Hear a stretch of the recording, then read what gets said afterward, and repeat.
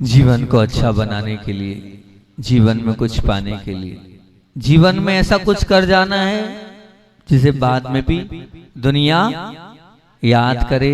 इस प्रवचन श्रृंखला में यहीं से वो प्रवचन श्रृंखला प्रारंभ करी थी और सबसे पहला प्रवचन किया था हमने इस जीवन को अच्छा बनाने में, बेस्ट फैमिली। फिर दूसरा प्रवचन किया था सोशल लाइफ। फिर तीसरा प्रवचन किया था ट्रू कैरियर। फिर चौथा प्रवचन गुड नेचर। ऐसा गुड नेचर का प्रवचन अभी वहां जहाँ सैदपुर में थे, वहां अंतिम दिन हम उस प्रवचन का अंत करके आगे बढ़े थे ताकि आपको नया प्रवचन सुनने को मिल जाए, नई बात आपको मिल जाए। और उसमें अंतिम जो बात थी 10वें नंबर की, एक्सपेक्टेशन लेस। वास्तविकता में बहुत अच्छा वो मंगलाचरण था और बहुत अच्छे अच्छे चिंतन उस गुड नेचर में मैंने दिए थे। जेंटल वाणी, यानी कौन सी वाणी चाहिए? नम्र वाणी चाहिए, ओपन माइंड अर्थात खुला मन चाहिए। दो तीन बातें तो यही हो गई थी ना। फिर ऑप्टिमिस्टिक थॉट्स, आशावादी विचार चाहिए, डीप कंप्रेशन, गहरा प्रेम चाहिए, नो एग्रेशन, थोड़ा बहुत भी क्रोध नहीं चाहिए, और एडिक्वेट अंडरस्टैंडिंग, पर्याप्त समझ चाहिए, और ट्रांसपेरेंट बिहेवियर अर्थात अपने आचरण को एकदम पारदर्शक बनाना है, और अनलिमिटेड पेशेंस, शायद आप सब भूल गए इतने दिन में, अर्थात अमर्यादित धैर्य चाहिए, और राइट एंगल। 5 प्रवचन 6 प्रवचन राइट एंगल पर हुए। अपने जीवन को सही दिशा प्रदान के लिए सही दृष्टिकोण चाहिए। और अंतिम प्रवचन हुआ था एक्सपेक्टेशन लेस, अपेक्षाओं को कम करते चले जाइए। मैंने बोला था कि हम जितनी अपेक्षा कम होगी, जितनी इच्छाएं कम होगी, समझना। एक प्रश्न पूछा था मैंने प्रवचन में, प्रश्न ये उठता है, जगत में सुखी कौन? पहला प्रश्न। जिसके पास बहुत है तो उस वक्त उत्तर बुझा था नहीं, और जिससे बहुत चाहिए वो भी नहीं। फिर बोले बहुत कुछ के बिना जो अपना काम चला लेता है वो सबसे ज्यादा सुखी है। ये बात बोली थी। जितनी इच्छा शक्ति तो अनंत है, आकाश जितनी, लेकिन पुण्य शक्ति तो मर्यादित है, नदी जितना, और भोग शक्ति उससे भी कम है। और उसका उदाहरण दिया था कि दुनिया में और पूरी संसार में जितनी मिठाई है मेरे पास आ जाए, ये इच्छा शक्ति है। और एक शहर की मिठाई की दुकान खरीद लूं, ये क्या है? ये पुण्य शक्ति है। लेकिन भोग शक्ति कितनी है? तो बोले भोग शक्ति तो मात्र 200 ग्राम 500 ग्राम की है, इससे ज्यादा आप भोग नहीं कर पाओगे। इसलिए सुखी रहना है, अच्छे बने रहना है, स्वभाव से फकीर बने रहना है। तो इच्छाओं कहो इच्छा, अपेक्षा कहो तो अपेक्षा। अपनी जितनी अपेक्षाओं को कम करते चले जाओगे उतना सुखी जीवन आपका बन जाएगा। आप निश्चित मान के चलना, गुड नेचर के मालिक अगर बनना चाहते हो तो जीवन की अपेक्षाओं को कम करते चलो। बस हमें किसी से कोई अपेक्षा नहीं है। मेरा पुण्य था, एक बात बहुत अच्छी बोली थी कि यहाँ जो लिखा है वो कोई छुड़ाएगा नहीं, इसलिए आकुल व्याकुल नहीं होना है। हमें अपनी जितना मिल रहा है उसमें हमें संतुष्ट होना है, तभी हमारे जीवन को हम क्या बना पाएंगे? गुड नेचर का मालिक बना पाएंगे। और आज और एक और बात आप लोगों के बीच में प्रारंभ कर रहा हूँ, आज नई प्रवचन श्रृंखला प्रारंभ कर रहा हूँ। हर व्यक्ति सफल होना चाहता है। सफल होना सरल है, परंतु सफल बने रहना अत्यंत कठिन है। फिर से बोलो, फिर से बोलो। सफल होना सरल है, परंतु सफल बने रहना अत्यंत कठिन है। ये निश्चित मान के चलना। और सफलता को अगर दीर्घजीवी बनाना है तो उसकी 10 चाबियां आपके बीच में रख रहा हूं। 10 ही बातें आपके बीच में शुरू से रखते आया हूं, और अभी भी 10 बात आपके बीच में रखूंगा। अब 10 बात कब तक पूरी हो पाएगी ये तो मैं नहीं कह सकता, लेकिन मंगलाचरण 10 बातों से कर देता हूं, क्योंकि श्रृंखला ही ऐसी हमने 10 शब्दों की बनाई है। सफलता को अभी अपना इंग्लिश वाला ही मामला चल रहा है, सक्सेसफुल बोलते हैं। क्या बोलते हैं? सक्सेसफुल।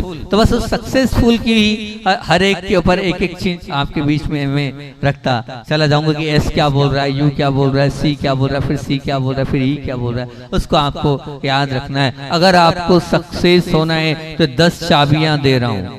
कोई से भी क्षेत्र में किसी भी क्षेत्र में सक्सेस होना हो, इन 10 बातों को ध्यान रखना, निश्चित मान के चलना, आप ये 10 ताले खोलते चले जाएंगे, आपके जीवन में वो सक्सेसफुल आप बनते चले जाएंगे, वो सफलता आपके चरण आपके पास आती चले जाएगी, चरण चूमने लग जाएगी, चरण के पास आने लग जाएगी वो सफलता। इस सक्सेसफुल बनाने के इन 10 तरीकों को आपके बीच में मैं निश्चित रूप से रख रहा हूँ। और वैसे एक बात तो खुली है, सक्सेसफुल जीवन की बात आपके बीच में रख रहा हूँ। अभी हाल हमारे बीच में अभी राजीव जी ने बात, कल परसों ही पता चल गया था हमें कि पूज्य हमारे ज्येष्ठ भ्राता आगम सागर जी महाराज जी, उनकी पूर्व अवस्था के जो गृहस्थ अवस्था के पिताजी थे, उनको परसों ही जो है देहांत हुआ, पता चला। मैं आपको बता दूं कि मेरे बचपन के मित्र हैं आगम सागर जी महाराज जी, रहते बामोरा में थे, है नहीं, परंतु वो रहने वाले थे हरदा के। कहा भले आप बामोरा वाले अपना मानते हो, लेकिन उन्होंने अपना पूरा जीवन हरदा में, उनकी पूरी स्टूडेंट लाइफ हुई है। हमारी मित्रता उनसे आचार्य श्री जी के निकट निर्णय सागर जी महाराज जी के साथ बैठकर हम कुछ पढ़ रहे थे, तब उन्होंने कहा था कि ये भैया जी हैं और हरदा के बड़े ही सरल और सहज हमारे वो भैया जी, उनका नाम था भूपेंद्र भैया। तो उपेंद्र भैया थे, हमारी उनसे मित्रता हुई और मित्रता इतनी गहरी बन गई कि धीरे धीरे हम, वो मित्रता तो रही, वो भी हमारे यहाँ खूब रहे, हम भी उनके यहाँ खूब रहे। और जब उनके यहाँ रहते थे तो निश्चित जब अशोक जी जो उनके पूर्वावस्था के पिताजी है, उनसे हमारा मिलना जुलना होता था, उठना बैठना होता था, तो कहना चाहिए कि सरलता देखना हो, सहजता देखना हो, तो वास्तविकता में उनके पास सरलता और सहजता थी। उनको मैंने इतने दिन में कभी गुस्सा होते नहीं देखा, कभी उनके पास क्रोध नाम की कोई चीज ही नहीं थी। ऐसा उनके पास बैठने से ऐसा लगा नहीं कि ये इतने बड़े अपने जीवन में सक्सेसफुल व्यक्तित्व थे। सक्सेसफुल की बात चल रही है, जीवन बीमा निगम में वो एक बहुत अच्छे पद पर थे, लेकिन यहाँ से लेके वहां तक सभी लोग उनकी बहुत इज्जत करते थे। और उस इज्जत देने का, उनका सम्मान देने का एक ही कारण था कि उनका नेचर बहुत अच्छा था और बहुत सरल सहज व्यक्तित्व थे। आखिरी तक उन्होंने अपने आप को धर्म से जोड़ रखा था, पूरी हरदा समाज भी उनके लिए समर्पित रहती थी। ऐसे वो हम लोगों के बीच में तो नहीं है, लेकिन निश्चित अभी क्या कहा मैंने, कुछ ऐसा कर जाओ कि बाद में भी लोग आपको याद करे। तो निश्चित उन्होंने, अशोक जी ने ऐसा किया है कि वो बाद में भी उन्हें याद किया जाएगा। और सच बताएं तो बामोरा के नहीं है महाराज, आप पीछे पड़ गए बामोरा के, है ना। वो बामोरा के इसलिए नहीं है क्योंकि हम प्रिंस ऑफ कटक बोलते थे, वो कटक के राजा परिवार के थे, कटक के राजा थे। आज भी राजमहल है, सब कुछ है, वो पूरी वहाँ कटक में है अभी भी, भले कब्जा हो गया है, सब कुछ हो गया है। तो उनका हम लोग हंसी मजाक में ये बोलते थे कि प्रिंस ऑफ कटक, आगम सागर जिसे बोलते थे, राजकुमार हैं ये कटक के। तो कटक के रहने वाले थे, उनके जो पूरा परिवार कटक में रहता है। और यहाँ तक कि इसी हंसी मजाक में हमारे पूज्य मुनिवर प्रशांत सागर जी महाराज जी, जिन्होंने बहुत अच्छी एक सुरचना करी है, जिन कौन सी है बोलो, सरस्वती, मेरी तो फेवरेट बुकों में जिन सरस्वती है, उस जिन सरस्वती में प्रश्न दिए, उस प्रश्न में एक प्रश्न उन्होंने किया, कोई से नहीं बना, मैंने कहा कोई बता भी नहीं पाएगा, महाराज जी ने प्रश्न ही ऐसा किया। उन्होंने ये प्रश्न ये किया, लिखा था प्रश्न, पहले उसमें पूरा वो है, फिर प्रश्न उन्होंने किए, बताइए आप। उसमें एक प्रश्न ये दिया था कि कौन से महाराज हैं जिनका संबंध राजघराने से निकले हैं। तो वो राजघराने से निकलने वाले महाराज कौन है? प्रिंस ऑफ कटक पूज्य आगम सागर जी महाराज जी, राजकुमार भूपेंद्र जी, ठीक है ना। तो वो उसका उत्तर है, अगर किसी को नहीं मालूम है तो उस उत्तर को आपको मैंने बता दिया। ऐसे बहुत बड़े परिवार से जुड़े हुए अशोक जी वहाँ जिथे नहीं रहे, बहुत अच्छी बात है, उन्हें आगे तक उनकी उन अच्छाइयों पर याद रखा जाएगा। और बात है सक्सेसफुल होने की, कि जीवन में सफल होना अलग है और जीवन को सफल बनाना अलग है। बहुत अलग बात बोल रहा हूँ क्योंकि मोटिवेशन वाली बात नहीं करूंगा आप लोगों से मैं, मोटिवेशन के प्रवचन तो बहुत देती है और आप बहुत सुनते हो, लेकिन फिर से बोल रहा हूँ, ध्यान से सुनना क्या बोल रहा हूँ मैं। जीवन में सफल होना अलग है और जीवन को सफल बनाना अलग है। अपन चर्चा करेंगे जीवन में सफल होने की नहीं, अपन चर्चा करेंगे जीवन को सफल बनाने की। काय की चर्चा करना है अपने को? जीवन को सफल बनाने की, जीवन में सफल होने की नहीं। क्यों? ऐसा क्यों? नहीं, जीवन में सफलते पाते रहना अलग है और जीवन को सफल बनाते रहना अलग है। जीवन को सफल बनाते रहना अलग है। मतलब इसलिए मैं बोल रहा हूं कि पुरुषार्थ को पुण्य का सहयोग मिलता है, पुरुषार्थ को पुण्य का सहयोग मिलता है और जीवन सफल बनाने रहना कोई अत्यंत कठिन नहीं है। अगर थोड़ा बहुत आपके पास पुण्य है ना और आपने पुरुषार्थ कर लिया, आप सफल हो जाओगे। परंतु क्या महाराज जी, पुरुषार्थ जब सत्कार्य का हो, साधना के लिए, समाधि के लिए हो और सद्गुण के क्षेत्र का होता है, उसे सफलता मिलती है, तो समझना तुम्हारा जीवन सफल हो गया, तो समझना तुम्हारा जीवन तुमने सफल बना लिया है। क्या बोल रहा हूं? पुरुषार्थ जब सत्कार्य के, साधना के, समाधि के और सद्गुण के क्षेत्र में हो और अगर तुम्हें सफलता मिलती है, तो सफलता से क्या होगा? तुम्हारा जीवन सफल बन जाएगा। चार बातें: सत्कार्य, साधना, समाधि, समाधि मतलब क्या? अंत वो जो है, और सद्गुण। इन सद्गुणों के क्षेत्र में आपने सफलता प्राप्त कर ली तो आपने जीवन को सफल बना लिया। और अपने को जीवन को सफल बनाना है, इसलिए हमारे सत्कार्य पे हमारी क्या दृष्टि है, उस पे अपने को विचार करना है। हमारे जीवन की क्या साधना है, उस पर विचार करना है। हमारे जीवन का अंत वो समाधि है, उस पर विचार करना है। हमारे अंदर के गुण बढ़े कि कम हुए, उस पर अपने को विचार करना है। तो ये मानना कि हमारा जीवन सफल हो गया। इतना ही कहूंगा कि अपात्र और उत्संघल जो जीवन है वो भी सफलता दिलाने में कोई बहुत बड़ी बात नहीं। पुण्य दे के पीछे पागल बनने के बजाय आपको ये सब भी बन सकते हैं सफल। हमें तो जीवन को सफल बनाने के पुरुषार्थ के पीछे पागल बनना है और वही हमारे जीवन को सार्थक करने वाला है। इसलिए इसका कारण क्या है? ये सफलता ही आत्मा को सुंदर बनाने के लिए सक्षम होगी। ये सफलता ही जीवन को सफल बना लिया तो क्या होगा? आत्मा का ये शरीर पाना, ये मान के चलना, ये हमारे लिए कार्यकारी हो जाएगा। तो हमें सबको मिलकर आत्मा को सुंदर बनाना है, जीवन को सफल बनाने के लिए हमें बात करना है। तो सक्सेसफुल बनने की चर्चा चल रही है और सक्सेसफुल बनने का मंगलाचरण प्रारंभ करता हूँ। थोड़ा थोड़ा सा कठिन है, क्या करूँ, वर्ड ढूंढ ढूंढ कर लिखना पड़ता है, सामान्य चीज नहीं है। लेकिन फिर भी आपको मैं पुरुष रहा हूँ, पुरस्कारी कर रहा हूँ, अच्छा लगे तो बहुत अच्छी बात है कि सक्सेसफुल का एस बोल रहा है। बिंदु हमारे चार ही रहेंगे, चार बिंदु पर खेलेंगे अपन। कौन कौन से? सत्कार्य, साधना, समाधि और सद्गुण। इस चार में 10 बातों को संभाल रहा हूं मैं। कौन कौन सी? सक्सेसफुल का एस बोल रहा है सॉलिड फाउंडेशन, अर्थात मजबूत नींव चाहिए। कोई भी साधना करना हो, आपको सक्सेसफुल बनना हो, मजबूत नींव चाहिए, एस बोल रहा है। फिर यू बोल रहा है, यू क्या बोल रहा है? Undergo examination. मतलब क्या?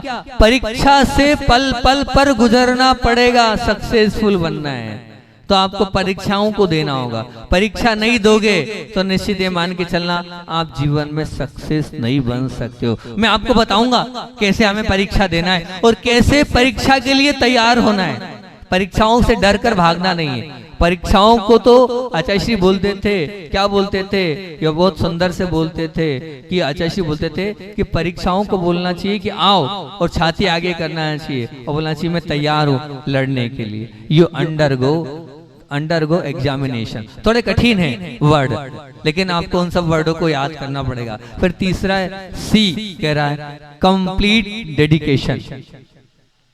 कंप्लीट डेडिकेशन चाहिए। कंप्लीट डेडिकेशन मतलब क्या? संपूर्ण, ध्यान रखना, अधूरा नहीं, छोटा मोटा नहीं, छोटा मोटा समर्पण नहीं चाहिए। संपूर्ण का मतलब क्या होता है? मैं कुछ नहीं जानता, आप जानो और आपका काम जाने। जो आप बोलोगे मुझे वो करना है। सक्सेसफुल बनना है तो कंप्लीट डेडिकेशन चाहिए, संपूर्ण समर्पण चाहिए। जहां मेरा कुछ नहीं चलेगा, आपका चलेगा।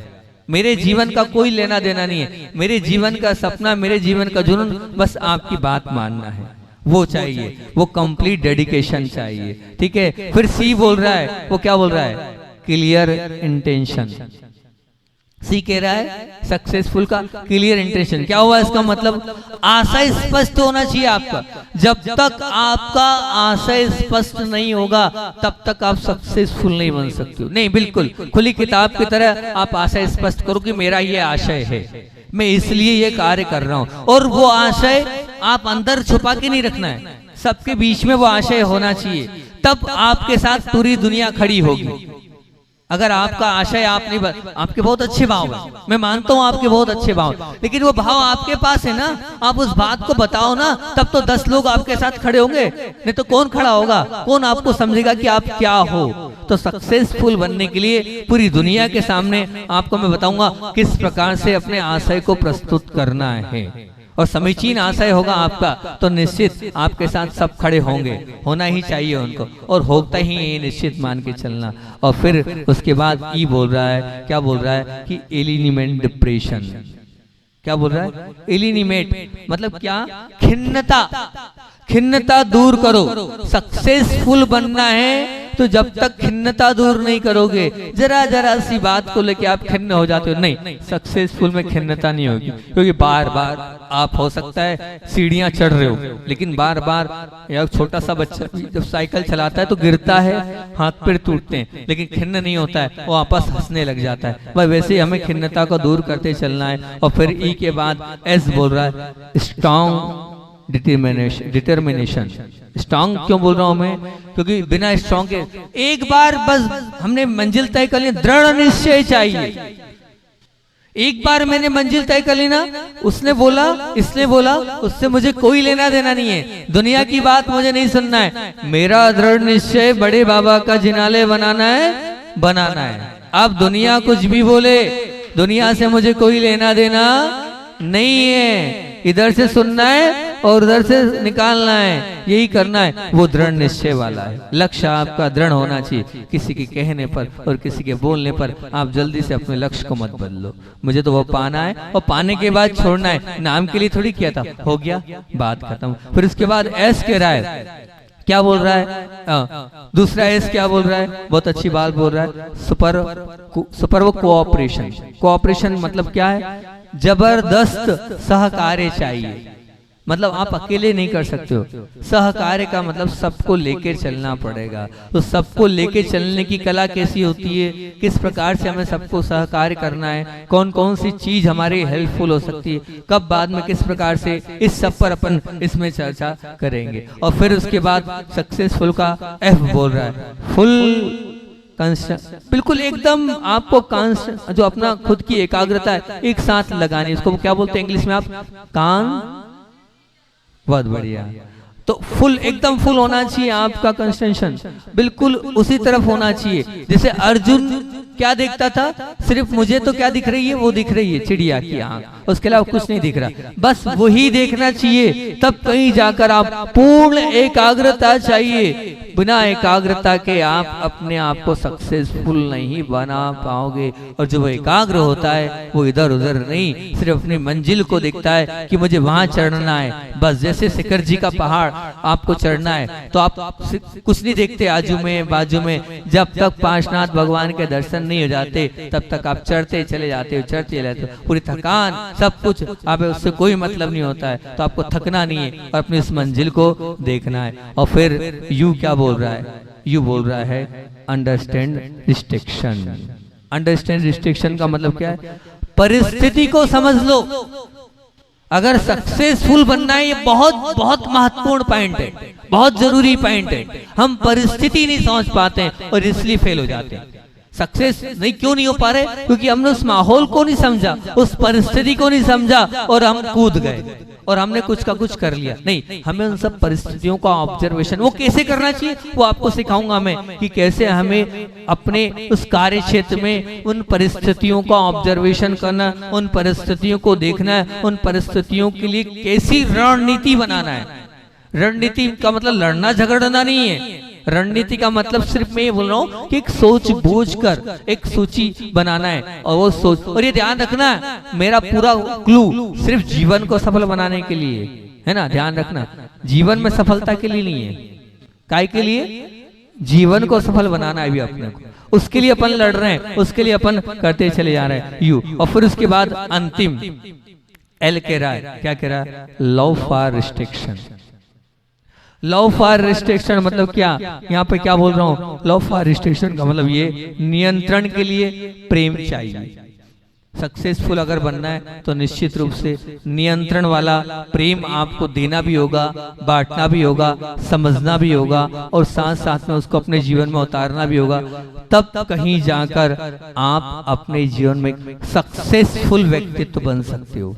ये सक्सेसफुल व्यक्तित्व अगर बनना है, आज सब व्यक्ति चाहते हैं हम सफल हों, सफल हों, सफल हों, तो निश्चित आप चाहें तो मैं तो बोलूंगा जीवन में सफलता के लिए तो आप चाहें अपन दोनों बात बोल देते हैं। क्योंकि आपको लग रहा है महाराज जी जीवन सफल नहीं करना, अभी तो हमें बहुत सारी चीजें पाना है, हमारे जीवन में ये बनना है वो बनना है, तो फिर हम कल से नहीं आए, अभी जीवन की सफलता नहीं करना है हमें, तो जीवन में सफलता चाहिए। ठीक है, कोई बात नहीं, मैं दोनों बातें आपके बीच में रख दूंगा, जीवन की सफलता भी और जीवन में सफलता भी, दोनों बात कर सकते हैं। दोनों बातों पर अपन चर्चा कर लेंगे, दोनों बातों में आपसे हम बातों को शेयर कर लेंगे तो और बहुत अच्छा होता चला जाएगा। पहला बिंदु है, आज तुम्हें भूमिका बनाने में पूरा आज का समय लग गया है। पहला बिंदु बहुत शानदार, बहुत अच्छा तैयार किया है, वो क्या है? Solid foundation. कौन सा foundation? Solid foundation. Solid foundation का ही मतलब होता है कि मजबूत नींव चाहिए। सॉलिड फाउंडेशन का मतलब क्या है? मजबूत नींव चाहिए। और मजबूत नींव का मतलब क्या है? शरीर का आधार क्या है? बोलो ना, गलत। शरीर का आधार पांव है। खड़े किस पे हो आप? खड़े किस पे हो? अरे बोलो तो अध्यक्ष जी, खड़े किस पे हैं? पांव पे खड़े हो ना, पांव पे। अरे खड़े तो पांव पे हो ना, तो शरीर का आधार क्या है? पैर है। पांव ही यदि कमजोर हैं तो शरीर स्थिर रह सकता है क्या? क्या चल पाओगे क्या? बताओ ना, भाग पाओगे क्या? सब कुछ नामुमकिन है। अगर मान लीजिए आपके पास पैर अगर आपके कमजोर हैं, निश्चित रूप से आप स्थिर नहीं रह पाएंगे, आप चल नहीं पाएंगे, आप भाग दौड़ नहीं रह पाएंगे, वो नामुमकिन है। बिल्कुल ये निश्चित मान के चलना। इसी प्रकार बाजार का आधार क्या है? मार्केट का आधार, सब लोग व्यापारी लोग बैठे हो, क्या है? गोलू क्या है? ग्राहक। ग्राहक है ना, ग्राहक आधार है बाजार का, ठीक है ना। और वही यदि मौजूद नहीं है, माल चाहे अच्छा हो, दुकान भली अच्छे विस्तार में हो, और बहुत अच्छी ग्राहक को संतुष्ट करने की आपके पास कला भी हो, जबरदस्त कला है कि आप बहुत अच्छे से बात कर सकते हो और पटा भी लेते हो ग्राहक को, और बातों ही बातों में उलझा भी लेते हो आप, सब कुछ है, पर ग्राहक की अनुपस्थिति रहेगी तो कुछ हो पाएगा क्या? नहीं, बिल्कुल नहीं हो पाएगा। ग्राहक की अनुपस्थिति में फायदा नहीं, बिक्री सब कुछ नामुमकिन है। बस उसी प्रकार आज अपने को मजबूत नींव की बात आज प्रारंभ कर रहा हूँ। पुण्य भले ही आपका बहुत जोरदार हो, सफल बनने के लिए आपको महत्वाकांक्षा भले ही आपके आसमान वाली हो, परंतु आपके पास यदि दृढ़ संकल्प नहीं है, सदृढ़ आपका पक्का अनुशासन नहीं है, कठोर परिश्रम आपके साथ नहीं है, विशुद्ध चारित्र के अगर आप मालिक नहीं हो, तो जीवन में सफल आप नहीं बन पाओगे। निश्चित मान के चलना। मजबूत और तंदुरुस्त जड़ के बिना जैसे वो पेड़ का भविष्य अंधकार में वो टूट जाता है, उसका विकास रुक जाता है, उसी बार 100 बात की एक बात, कितनी भी ऊंची इमारत हो, उस इमारत के लिए नींव जरूरी है। और अगर नींव नहीं है तो भूमिनिष्ठ होना, उसका भूमि से जुड़ना, उसका आगे तक नहीं बन पाएगा। इसलिए हमें पूरी चर्चा, पूरी बात सिर्फ एक ही बात पर करनी है, सॉलिड फाउंडेशन, मजबूत नींव के मालिक बनना है। और मजबूत नींव के मालिक तभी बन पाएंगे जब आज विचार कर सकते अंत मरण सुमरण समाधि मरण से होगी। कैसे होगी? क्योंकि जीवन में सफल, जीवन को सफल बनाना है ना आपने, ठीक है ना। अगर जीवन को सफल बनाना है तो जीवन की सफलता जब होगी जब आपका समाधि मरण हो, सुमरण हो। अंत समय में भगवान को लेते लेते आप जाओ, तब आपको जीवन को सफल आप बना पाओगे। जीवन में सफलता नहीं पाना, जीवन को सफल बनाना है। तो समाधि के लिए आपने कौन सी नींव तैयार करी?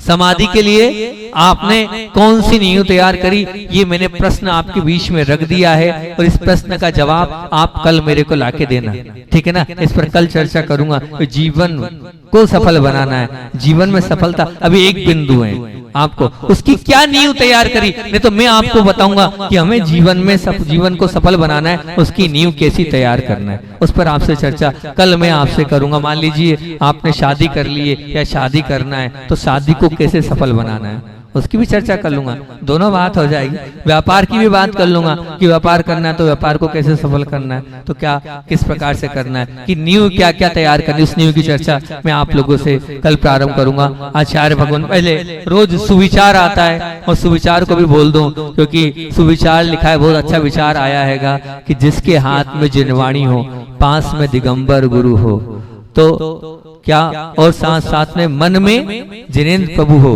उसके पास सब कुछ है। समझना चाहिए, सच में बहुत सब कुछ है, कुछ नहीं होकर भी सब कुछ है। किस, अगर हाथ में जिनवाणी का प्रतिदिन जो वाचन कर रहा है, और साथ में अंदर से अगर दिगंबर भगवान के प्रति, कोई साधु के प्रति अगर समर्पण हो, और मान लीजिए जिनेंद्र भगवान के प्रति अगर माथा आप टिका रहे हो, तो उसके पास समझना सब कुछ है, उसे किसी की आवश्यकता नहीं है। मतलब देव शास्त्र गुरु उसके पास है, बस अब उसे किसी की आस की आवश्यकता नहीं, उसके पास सब है। वो जीव, वो आत्मा पुण्यशाली है जिसके पास देव हो, शास्त्र हो और गुरु हो। आपके पास देव शास्त्र गुरु है कि नहीं? मैं तो आपको अपना मान रहा हूं, आप मुझे अपना मान रहे हो कि नहीं? आप भी तो मानो, मैंने तो आपको अपना माना है, पर आप तो मुझे अपना मानो, तब समझना सब है। धन रुपया पैसा मकान तो सब कुछ है आपके पास, लेकिन गुरु आपके पास है कि नहीं, ये तो विचार करना। अगर गुरु आपके पास है तो मान के चलना सब आपके पास है, भगवान आपके पास है तो मान के चलना सब आपके पास है, माँ जिनवाणी आपके पास है तो समझ लेना आपके पास सब है। बहुत अच्छी बात लिखी श्रीमती शशि जी सिंह के आज के वो सुविचार। आचार्य भगवान की बात को मैं बोलकर अपनी बात को विराम कर रहा हूँ, और वो बात जो बहुत अच्छी सुंदर सी आज लेके आया हूँ आपके बीच में, पूज्य गुरुदेव की बात कि क्या गुरुदेव का चमत्कार आपके बीच में रखना, और वही चमत्कार हमें इन 8-9 दिनों में करना है, वो बात आपके बीच में रख रहा हूँ। पूज्य गुरुदेव अजमेर में दीक्षा लेने के बाद सोच के लिए जा रहे थे, अकेले 1-2 श्रावक के साथ जा रहे थे, और जब लौट रहे थे तो लौटते वक्त कुछ ऐसे भाई लोग अजैन व्यक्ति थे, उनने कहा ये नग्गे साधु आ गए, जब से ये आए हैं तब से पानी नहीं गिर रहा है, तब से क्या है पानी तक नहीं गिर रहा है, ये जब तक जाएंगे नहीं तब तक अपने गांव अपने शहर में पानी नहीं गिरेगा। बड़े व्यथित हुए आचार्य भगवान, और आए और सीधे आचार्य ज्ञान सागर जी महाराज जी के सामने अपनी व्यथा को रख दिया, और बोले आचार्य श्री जी, आज जब मैं आ रहा था तो बहुत सारे अजैन बंधु थे, इस प्रकार से बोल रहे थे। तो उन्होंने कहा कोई बात नहीं, क्रोध नहीं करते, विकल्प नहीं करते, वो अज्ञानी है, वो नहीं जानते कि दिगंबर साधुओं के पास कितनी ताकत है और कितना उनका तप होता है, उससे क्या क्या नहीं मिल जाता है। तुम विकल्प नहीं करो, इतना कर लो, सिर्फ तुम्हें बाहर खुले में चले जाओ और 1 घंटे नमोकार मंत्र का तुम्हें जाप करना है, बस सब अच्छा हो जाएगा। हम तुम्हें आशीर्वाद दे रहे हैं। ज्ञान सागर जी ने आशीर्वाद दिया। तुरंत बाहर नसिया जी में समोषण बाहर था, वह समोषण में भगवान के समक्ष पद्मासन लगाकर पूज्य गुरुदेव बैठ गए और नमोकार मंत्र का जाप प्रारंभ किया। और 10 से 12 मिनट हुए और कड़कते कड़कते बादल आए, बिजली चमकी और पानी की वो बौछार चालू हो गई कि पानी बंद नहीं हुआ, और उस पानी के साथ साथ आचार्य श्री के आंसू भी बंद हुए कि मेरे गुरु ने कहा था, मैंने किया और निश्चित रूप से हो गया। ये नमोकार मंत्र का प्रभाव है। ऐसे ही कल आप लोगों से मैंने भी रोते रोते यही बात बोली थी। क्या बोली थी कि हम सबको क्या नहीं करना है, मैं रोज याद दिलाऊंगा इस बात को। 10 दिन के लिए क्या नियम दिया है।